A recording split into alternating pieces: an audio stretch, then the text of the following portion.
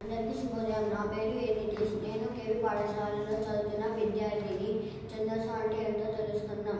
ఛందస్సు పద్యాలు, గేయాలలో ఉండే మాత్రలు, గణాలు, ఎత్తులు, ప్రాసలు, లఘు, గురువులు మొదలైన వాటి గురించి చెప్పేదే ఛందస్సు. ఛందస్సు రెండు రకాలు: లఘువు, గురువు. లఘువు ఏకమాత్ర కాలంలో ఉచ్చరించేది. దీని లా అనే అక్షరంతో సూచిస్తారు. దీని గుర్తు నిలువు గీత.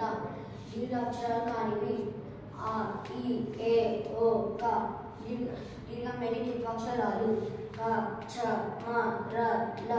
దీర్ఘం లేని సంయుక్త అక్షరాలు జ్ఞ, జ్ఞ, జ్ఞ, జ్ఞ, జ్ఞ.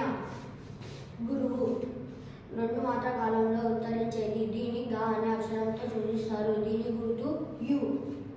దీర్ఘ అక్షరాలు ఆ, ఈ, ఉ, ఏ, ఓ. అయలతో కూడిన అక్షరాలు కై, రై, గై, పై, రో.